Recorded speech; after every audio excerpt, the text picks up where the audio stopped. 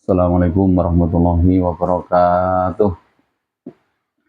Bismillahirrahmanirrahim. Alhamdulillahirabbil alamin. Asyhadu an la ilaha illallah wa asyhadu anna Muhammadar Rasulullah sallallahu alaihi wasallam wa ala alihi wa ashabihi amma ba'da. Kita baca kembali kajian Sahih Bukhari. Sekarang halaman 22 juz 1. Juz 1 halaman 22. Bismillahirrahmanirrahim. Babu Torhil imamil mas'alata an ashabihi liyahtara ma'indahum minal ilmi.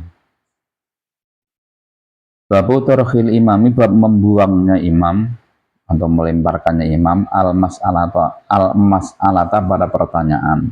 Jadi imam atau ustadz atau sekarang yang memimpin pengajian atau kiai melemparkan pertanyaan al ashabi atas teman-temannya, atas sahabatnya yang hadir pada waktu itu.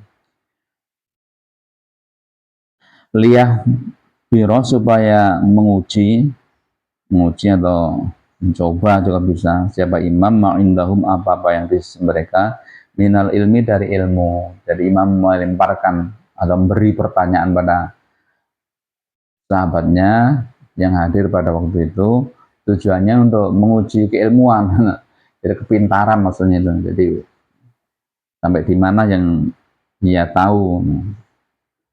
Hadatsana Khalid ibnu Mahlatin, hadatsana Sulaiman, hadatsana Abdullah ibnu Dinar, an ibni Umar, ani Nabi sallallahu alaihi wasallam, qala, bersabda Nabi, inna minasyajari, sesungguhnya dari pepohonan, sajaratan, ada satu pohon, la yasqutu, tidak jatuh, apa warokuha, daunnya, wa inna, dan sesungguhnya pohon, mithlul muslim, seperti orang Islam, gambarannya orang Islam. Haditsuni, menceritakanlah kalian padaku Nabi, mahia, apakah pohon ini, seperti hadis yang kita baca kemarin. Nabi melemparkan pertanyaan kepada para sahabatnya. Jadi kata Nabi, ada banyak pepohonan, tapi ada satu pohon di antara banyak itu. Ada satu pohon yang mana daunnya tidak jatuh. Itu seperti gambarannya orang Islam tuh. Coba ceritakan kepadaku apa pohon itu. Kala, berkata Ibnu Umar, Abdullah, fafaqa, maka menjawab maksudnya siapa, anasu, manusia, fi syajaril bawadi, di dalam pepohonan yang di hutan-hutan. Kala, berkata Abdullah, fafaqa, maka jatuh, fi nafsi, di dalam hatiku, di dalam diriku, annahu, sesungguhnya pohon, anakhlatu, kurma. Jadi dalam tebakan Ibnu Umar itu, wah, itu yang dimaksud Nabi pohon kurma itu. Sedangkan para sahabat itu orang tua, waktu itu Ibnu Umar masih belia, masih muda, masih remaja. Jadi dalam hati Ibnu Umar itu kurma, tapi malu untuk menyampaikan kepada Nabi karena banyak orang-orang tua yang lebih senior kah. Cuma kalau kemudian mereka berkata, hadisna, menceritakanlah engkau Nabi pada kami, mahia, apakah ia pohon ya Rasulullah.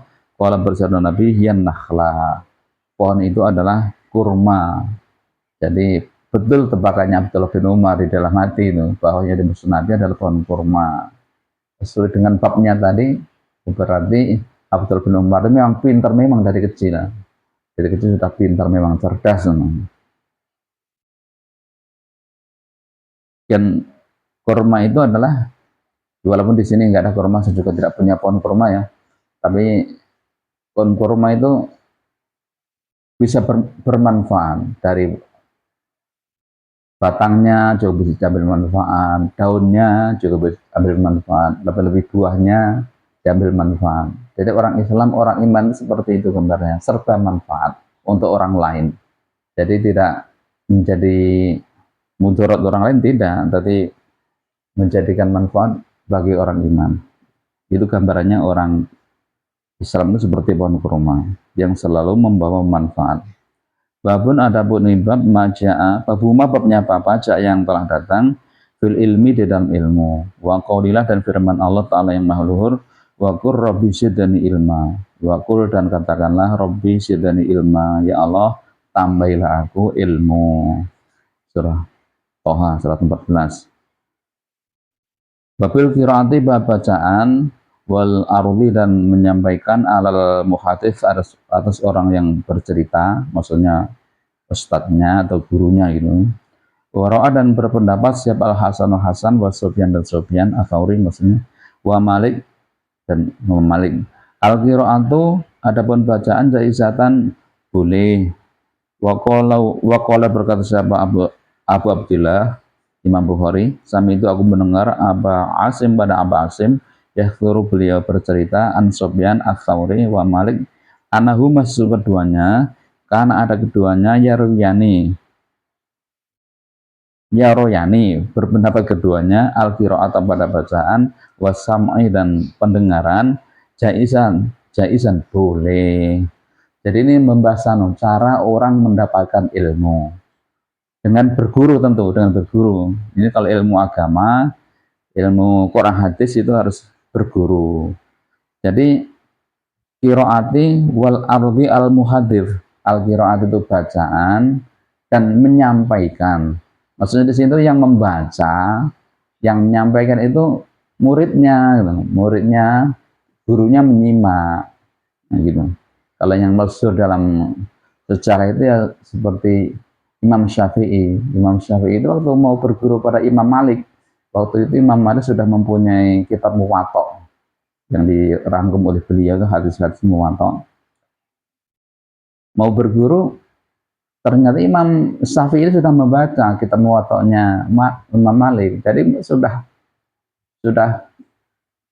pintar. Jadi begitu ngaji kitab Muwatta itu Imam Syafi'i yang membaca, Imam Malik menyimak.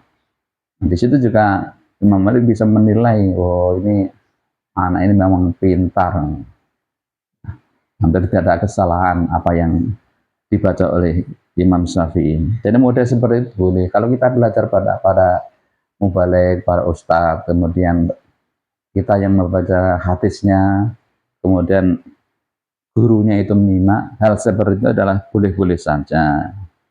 Sufyan, Imam Malik mengatakan al-qiraatu jaizan, boleh.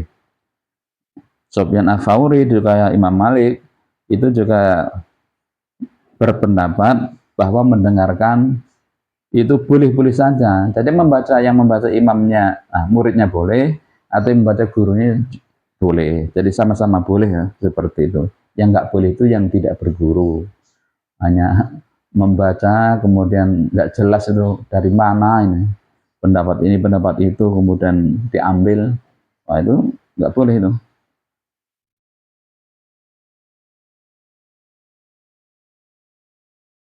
Hadatsana Abdullah bin Musa an Sufyan qala idza quri'a ketika dibaca al muhaddits atas muhaddits orang bercerita fala ba'sa maka tidak bahaya au yaqulu atau berkata orang hadatsani bercerita padaku lafal hadatsani ya wa sami'tu wal wahtaju Sami itu mendengar wal tahjud dan membuat hujah siapa ba'dhum sebagian mereka fil qiraati di dalam bacaan alal alim atas orang yang alim bihaditsin dengan hadis bihaditsil imam dengan hadisnya Imam bin Sa'labah. Jadi orang yang berpendapat bahwa yang belajar itu yang membaca itu tidak ngawur, ada dasarnya, itu hadisnya Imam atau ceritanya Imam bin Sa'labah yang datang pada Nabi. Nanti hadis lengkapnya itu ada di halaman 23 ya. Kita akan sampai ke sana nanti. Itu Imam bin Sa'labah itu datang pada Rasulullah SAW. Kemudian beliau berkata, kalau berkata Imam li Nabi SAW, Allahu amaraka antus salawatin. Adakah Allah amaraka yang telah perintah padamu Nabi andosulia akan sholat engkau as-sholawati beberapa sholat ya sholat 5 waktu. Di Imam itu pernah datang pada Nabi yang mana beliau itu sudah dengar sebetulnya dari sebelum datang pada Nabi sudah mendengar dari orang lain bahwa Islam itu harus sholat 5 waktu, harus puasa bulan Ramadan, dan seterusnya. Jadi begitu datang pada Nabi itu untuk anu saja menanyakan apa itu betul ini. Jadi tidak bertanya pada Nabi apa yang kewajiban yang kami kerjakan, tidak. Tapi dia mengatakan Allah amaroka antusolya sholawat, apakah Allahkah yang perintah kepadamu untuk mengerjakan sholat 5 waktu? Kalau bersabda Nabi naam, iya. Kalau bersabda Nabi fahadhi, maka ini kalau berkata perawi maksud saya, fahadhi maka ini qiraatun bacaan ala Nabi sallallahu alaihi wasallam.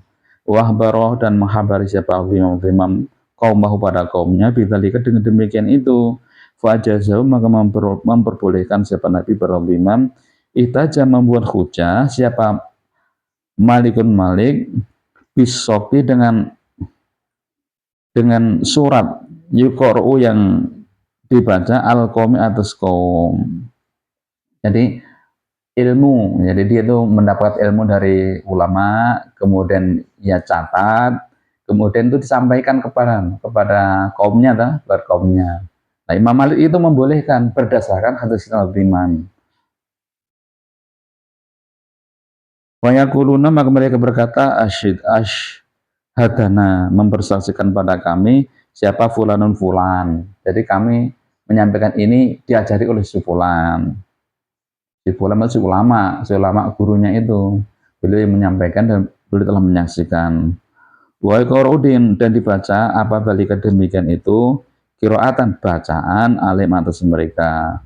Wa qara'u dan dibaca al